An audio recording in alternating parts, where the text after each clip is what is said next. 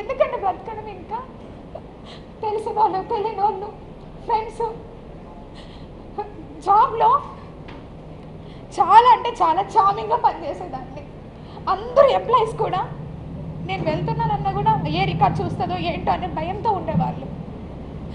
ఇప్పుడు ఇంకే ఆఫీసర్స్ ముందు వర్క్ చేయాలి, నేను ఉద్యోగం కూడా వదిలేసి వెళ్ళిపోవాలి. గవర్నమెంట్ ఉండదు, ఏ గవర్నమెంట్ అన్నా రానియండి, గవర్నమెంట్ ఆఫీసర్కి సంబంధం ఉండదు. ఇప్పుడు మళ్ళీ రీఇన్స్టేట్ చేస్తారు, మళ్ళీ నేను ఒక దగ్గరికి ఆఫీసర్గా పోవాలి. అక్కడ లోకల్ పర్సన్స్ చెప్పింది చేయాలి కదా. నేను లేదు నేను మీకు చెయ్యను అని అంటామా మేము? నేను రిక్రూట్ బై ద గవర్నమెంట్గా, అంతేగాని పొలిటికల్ పార్టీస్తో కాదు. అరే నేను ఒక బ్యాక్లాగ్ వేకెన్సీ వచ్చాను, కష్టపడి అంతో ఇంతో నేను కూడా చదువుకునే ఉద్యోగానికి వచ్చాను. ఎంతసేపు ఆంధ్రజ్యోతి పేపర్లో రాసింది 5 రోజులు రాశాడండి వరుస పెట్టి. నన్ను అడగండి, నేను ఈరోజు వచ్చాను కదా, ఎన్ని కోట్లు సంపాదించాను అడగండి. ఇంతమంది మీడియా ఉన్నారు, ఇది న్యాయంగా అనిపిస్తుందా మీకు? ఒక ఆడదాన్ని ఇంతగానో వేధిస్తూ ఉన్నారు. అరే మీకు వరుస లేదు, ఏజ్ లేదు, ఎవరితో పడితే వాడితో అని మాట్లాడుతున్నా కూడా ఒక్కరు ఖండించలేదు అంటే మీరు? నేను అడుగుతాను, ఇంతమంది అబ్బాయిని ఇదే మీ ఇంట్లో ఆడబిడ్డకి ఎవరికో జరిగితే ఊరుకుంటారా?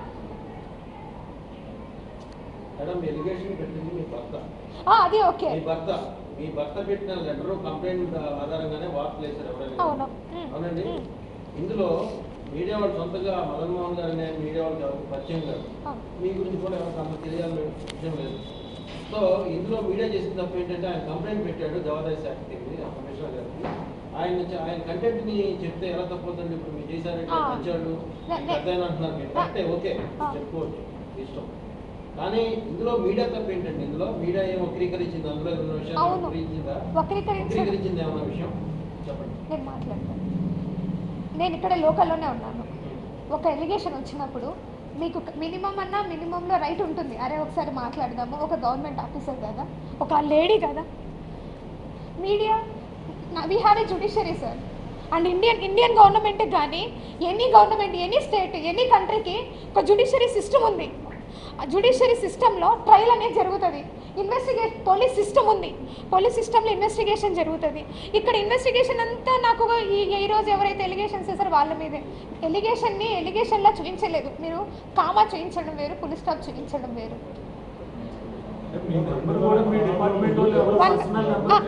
One by one. ఇప్పుడు ఆ లెటర్ డిపార్ట్మెంట్కి ఇచ్చారు కదా, డిపార్ట్మెంట్ నుంచి లెటరు కమిషనర్ గారికి ఇచ్చానని అంటున్నారు. బయటకి లెటర్ ఎలా వచ్చిందని నేను ఏమైనా తెలుసుకోవచ్చా? నాకు ఏమన్నా రైట్ ఉందా? అలా వస్తుందా డిపార్ట్మెంట్ నుంచి బయటకి లెటర్? ఆర్ మదన్ మోహన్ ఏమన్నా మీకు లెటర్ ఇచ్చి ఉన్నాడా?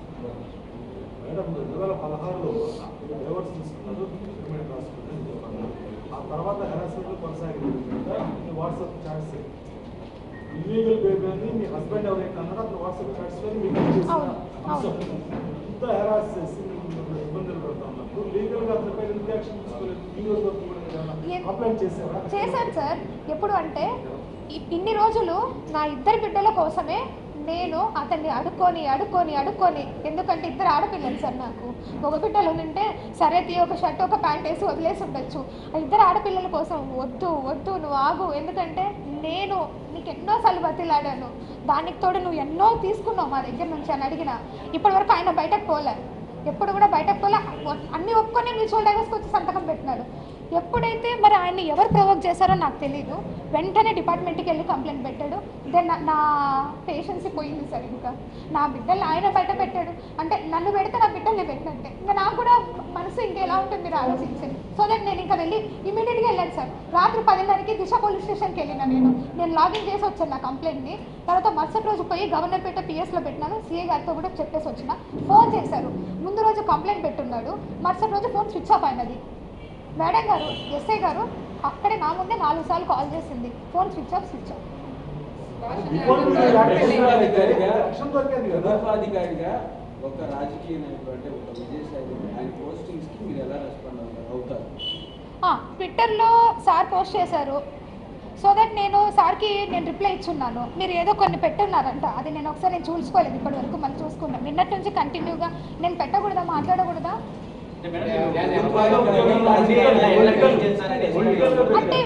ఉద్యోగం అయితే ఫ్రీడమ్ ఆఫ్ స్పీచ్ నాకు లేదా? సర్వీస్ రూల్స్ ప్రకారంగా సారు అక్కడ ఏదైతే చెప్పున్నారో నేను ఒకసారి మీరు అది చదివితే నేను దాన్ని నేను చూస్తా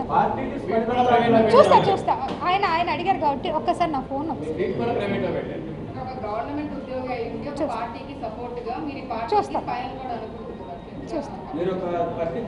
చూస్తాను సార్. నేను ఒక్కసారి ఇప్పుడు మీ ముందే ఒకసారి ఓపెన్ చేస్తాను. రాజకీయ నాయకుల పోస్టింగ్లకి ప్రభుత్వ అధికారులు రెస్పాండ్ అవ్వకూడదని కూడా మీరు మేబీ నాకు తెలిసి ఉండకపోవచ్చేమో మీరు అన్నది.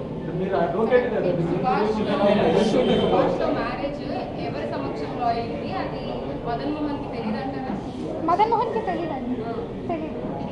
మదన్ మోహన్ తెలీదు.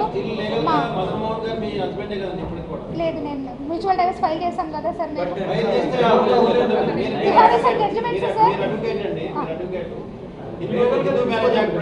మా మ్యారేజ్ నేను టైప్ సార్. మా దాంట్లో ఆకు ఒక ఇచ్చి కూడా వదిలించుకుంటాను. మీరు ఒకసారి చూడండి. మాకు సార్ అది ఇప్పుడు మీరు ఏదైతే అన్నారో మా మ్యాట్రిమోనియల్ గురించి అది కోర్టు ద్వారా వెళ్తాను సార్. నేను కోర్టు ద్వారా ఆన్సర్ చేస్తాను.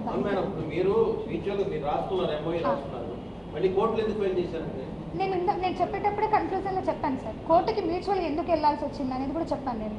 కాదు మేడం, మీరు రాజ్యాంగ ప్రకారం మాట్లాడుతున్నారు.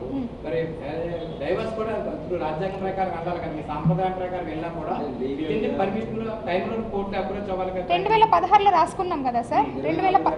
2016 డిసెంబర్ ఎండింగ్లో రాసుకున్నాం. అంటే 2017 నుంచి అనుకోండి. 2019లో ఆయన ఫ్లై అయినాడు. ఆ 2 ఏళ్లలో పిల్లలు ఉన్నారు కాబట్టి ఆయన కంపల్సరీ పిల్లలకు చూసుకోవాలి. నేనైతే ఎలాగో కంప్లీట్గా పక్కకే ఉన్నాను. నేనేం ఆయనతో కలిసి ఏం లేను. మీరు అశోక్ నగర్లో వెళ్ళి ఎంక్వైరీ కూడా చేయొచ్చు. నేను ఆ పీరియడ్లో ఏమైనా కలిసి ఉంటే మాత్రం అతనితో ఆయన చెప్తాను. నేను దాన్ని ఇప్పుడు సార్ అడిగినట్టుగా డైవర్స్ మ్యూచువల్ డైవర్స్ ఏదైతే అన్నారో దాన్ని నేను కోర్టులో ఛాలెంజ్ చేస్తాను. ఖచ్చితంగా కోర్టులోనే అడుగుతాను నేను.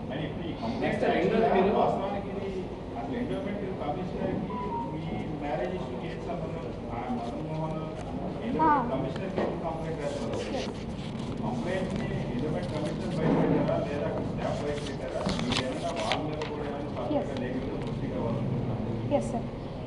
ఒక డిపార్ట్మెంట్కి మా డిపార్ట్మెంట్ కాదు కదా సార్, ఎనీ డిపార్ట్మెంట్కి చాలా టపాల్స్ వస్తూ ఉంటాయి. ఆ టపాల్స్ అని ఇప్పుడు నా ఆఫీస్లో కూడా టపాల్స్ వచ్చి ఇన్షియల్ వేసేసి పంపిస్తాం.